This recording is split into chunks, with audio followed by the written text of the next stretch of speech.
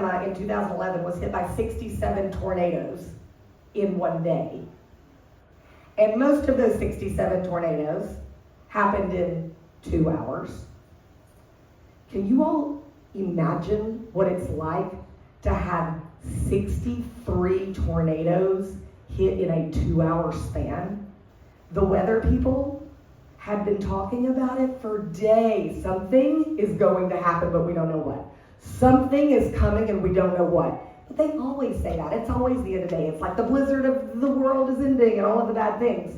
Except that day, the bad thing did happen. And nobody paid attention because we hear that it's going to be a terrible storm all the time. We didn't pay attention. That day, at the peak of the disaster, we had over 1,000 people missing and unaccounted for. Because in this country, like in other countries, we actually have no system in place to account for missing people during a massive, devastating disaster. I learned that by showing up at the Red Cross headquarters, which by the way was in a brand new building that had not yet been set up. We had one phone, no computers, and it was me, a house mom, and a minister. And we were like, what do we do? And they're like, I answer the phones. We have people calling from all over the world. What do we do? What do we do? This is what climate change looks like. It looks like showing up, waking up one day, and then the entire world changing. And that's what happened for me. And so I saw that communities wanted to rebuild differently, and I saw FEMA say no over and over and over and over again. And I didn't know anything about federal policy, but I know that there's a book called The Code of Federal Regulations, and so I started reading that to understand what the hell was going on. And it turns out that the federal regulations actually would allow us to do things differently. And I learned about new urbanism through wanting to do more walkable communities, and then Nathan Norris found me at a Smart Growth conference where I was talking about, health and equity and, Black communities and the health issues impacting the neighborhoods in Birmingham, Alabama, where I'm from. And he was like, come over to new urbanism. And I found that new urbanism had a huge overlay in the things that disasters also impacted. Because what I had seen in the tornadoes, knowing nothing about new urbanism, is that 2 cities were hit by the same tornado, totally devastated. One was a nice German settlement town, beautiful little town square, chapel of the church is the tallest thing in the middle of town, school 2 blocks off the downtown square. The other community, sprawl, strip malls, no there, state DOT running right through the middle, and it had just cropped up gas stations and nothingness. So when this tornado ripped through and tore out all the power lines and phone lines, and there's no way to communicate with anyone, houses are down, the city hall is gone, the fire station is gone, all of the infrastructure and people that are supposed to be able to respond to you in the midst of a crisis, there was no way to communicate that you needed help. So what happened in the first community? They did what they always do when they need to communicate. They walked to the town square and they started getting mobilized, because while the church steeple had been damaged, it wasn't destroyed. And so they were like, Mrs. Smith, go check on her. And you guys, let's start cutting. We got to get these trucks in here. We got to get to other people's houses. Get your, Southerners, we are really good at snapping to and doing what needs to be done. Get your chainsaws. Let's clear these roads. They were mobilizing, no electricity, your food's gonna start spoiling. Bobby, don't you have a generator? Let's go get that, let's get it gassed up. Who's got extra gas? They were mobilizing within minutes after the disaster. They were seeing who did have a vehicle that wasn't crushed. Okay, you gotta get out, Mr. Smith, he's on an oxygen. We need to check on him because there's no electricity. Somebody else is on insulin, what do we do for them? They were so fast at mobilizing. The other town, there was no way to mobilize. There was no way to communicate. 3 days later, I'm hanging out with Red Cross and we're getting into these communities, and I'm just on a ride along trying to learn what all of this is about and trying to do what I can do as a doer. We roll into this first town. They already had their roads cleared. They're like, we're good. Like, go help somebody that needs it. Like, we've already set up triage. We've got food. We've got everything we need. We're good. We go into the second town. There is no one doing anything. The fire chief and the mayor, they were taking care of their own family's needs because they were in crisis. There was no leadership. There was nothing because there was no there. There was no way to organize. People died, crushed under buildings because of that. All of this comes around to place initiative and new urbanism because I realized when I found New Urbanism that it was at the epicenter of whether or not you live or die in a disaster. True resilience is about our ability to do for ourselves and each other when all of the systems have fallen apart. Climate change is at the epicenter of those systems crumbling at the edges. And that's on top of the missing middle housing crisis, and we're not factoring in all the disasters taking housing off the market, and it's on top of the crumbling infrastructure that we thought we could build and never maintain. It's at the epicenter of all of that. So for Place Initiative, when they are looking at the things that the government is doing, I tend to be the one that's like, I'll work with the federal government, and Andreas is like, that's fucking federal government, it'll never change, it can never get better, Katrina. And I'm like, that's 2,500 disasters ago. It doesn't sound like Andreas. Not at all, right? Not at all. My point is, cool, the federal government pisses me off too, but I'm a doer and I believe in doing when things piss me off. So that's why New Urbanism fits in perfectly for me. So the role of the government, we all know the role of the government, to create obstacles and prevent anything from happening. Unless we're the ones that come in and take over. And I am currently trying to take over FEMA because it is one of the organizations that really pisses me off. For 11 years I've been hacking the system, and now I'm trying to get a presidential appointment to take over the system. Because there are people that believe in taking over at the top so that we can do better at the bottom. Recommendations of change, walkable communities. Again, this isn't a luxury. It really pisses me off, having grown up poor, that beauty and walkability is seen as a vanity in this country. It is disgusting. I worked for the New York City Housing Authority after Hurricane Sandy as their resilience specialist, designed a $350 million solution for renovating all of their outdoor green spaces to create more equitable spaces that would also manage the world's largest amount of stormwater ever. Politics come into play. I got the $350 million. It was going to be from the governor. The governor didn't like the mayor blocked it. The project was pulled because Sandy wasn't a rain event. It was a surge event. Come to find out, a few years later, I don't know if you guys remember 3 years ago, when New York had that big rain event, my stormwater management system was designed to hold an 8-inch, 24-hour rain event. That's a lot of rain, 8 inches. Oh, that would never happen. We don't need that much management. Do you know what that rain event was? 8 inches. The loss of life, the loss of property, the devastation of lives, it didn't have to happen. We knew that was going to happen, but there wasn't designing for it. Housing, I don't know if anyone was in the session yesterday with Brzezinski, the Congressional Black Caucus of New Urbanism. Next year, make sure you highlight those sessions. You got to get into those sessions. The decolonization of black neighborhoods was yesterday. It was phenomenal.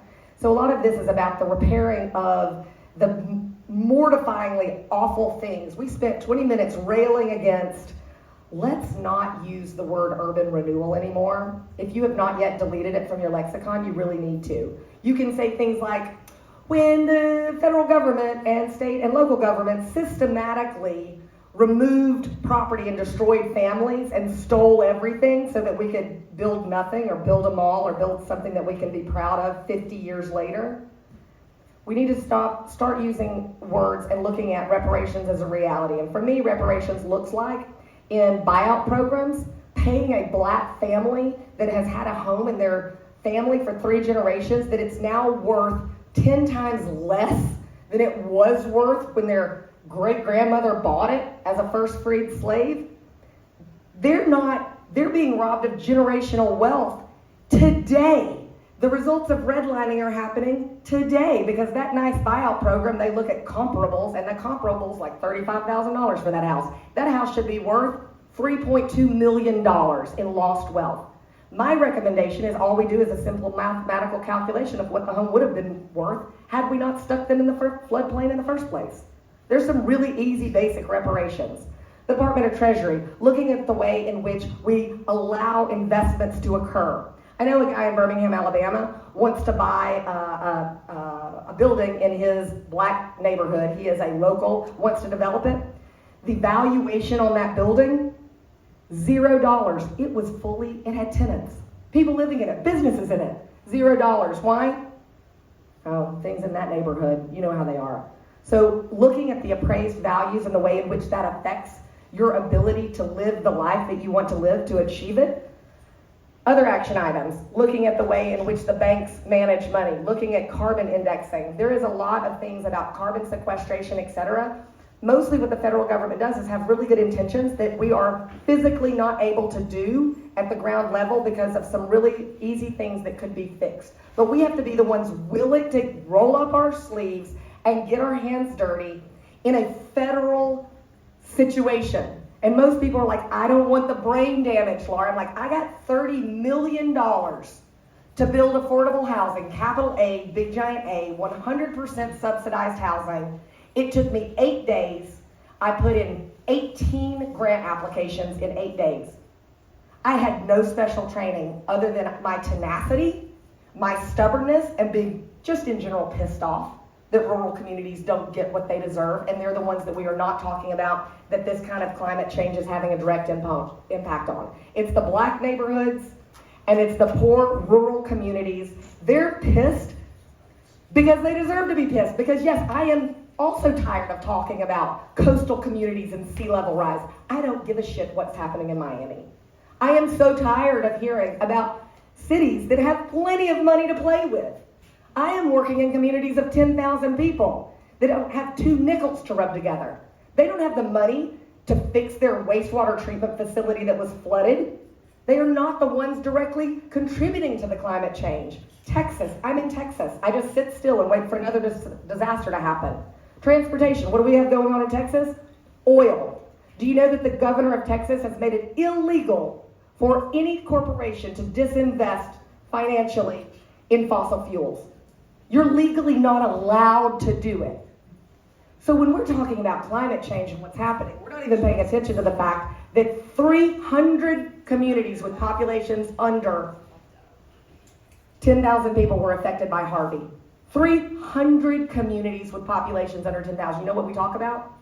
Houston. What's Houston got going on? I don't give a shit what's going on in Houston. I give a shit about the rest of the places that nobody is talking about. Other action items. Why did they vote for that guy? Because pain and poverty and trauma, when you are in trauma, you are not acting with your most reasonable mind. There was a mayor that I had that I told him, you can have a new city hall that you've always wanted. You can't put back the drywall. Leave it. It has to stay this way. He was like, I get it. I want the new city hall. I said, I can get you millions of dollars. We can create a town right in the center. We can relocate you. Your city hall is flooded 3 times. Don't put back the drywall. I leave. I get a call from the city secretary the next morning. She said, Laura, he's over here putting back that drywall. I said, Mayor, what are you doing? I told you not to put back the drywall. He said, Laura, look, I heard you.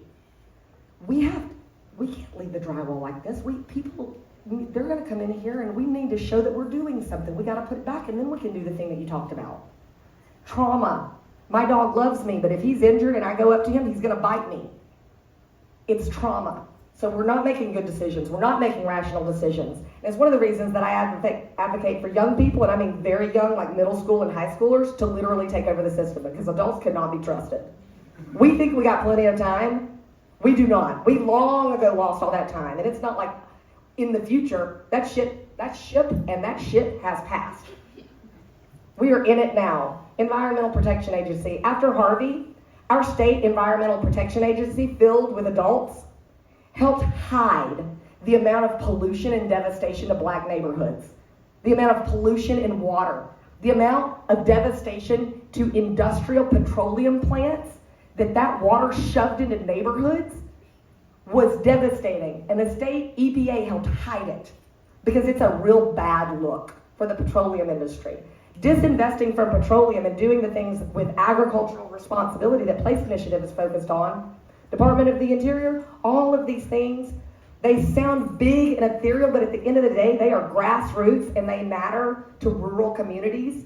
And most people, we were not born in the big cities. We were born in the rural towns, right? We have family members that live in those places. Department of Energy, same thing. Texas, freeze a couple of years ago. People don't need to die when it freezes in Texas. But we did. People died. No water, no power for weeks. And that was not a rural community. That was City of Austin. So if City of Austin can't get their shit together, how much chance do you think a town of 10,000 has? Department of Commerce, Small Business Administration. What I love about Place Initiative is it focuses at the high level, it focuses at the ground level, and everything in between. So no matter what you care about, Place Initiative is a place where you too can contribute to the conversations that need to be had. If you're like, oh, we need this group involved. We need to be doing more with differently abled people. We are limited to who we are because we are the ones that are already at the table. We need you all to come to the table and bring with you the people that you see are missing. Bring with you the organizations that are missing. I saw a FEMA person in the room for the first time in 13 years at CNU yesterday. First time. And I had everybody applaud him, and I said, please, baby Jesus, will you please come back next year and bring some of your friends? Department of Transportation, will you please bring your friends? They need to know what we're doing in new urbanism, but this is like the most ineffective cult I have ever seen. We need to do better with the messaging. We need to do better with the branding. Camille has given us an opportunity. Camille did not come into this with 50 years of experience and I'm older than everyone and I know everything. No, she came in with a vision and a lot of energy and a lot of positivity and believing that we can all come together and make better things happen, but not if we're the only ones in there. I will let them take over. I appreciate you listening to me rant and rail, and I hope to see you at the next Place Initiative meeting.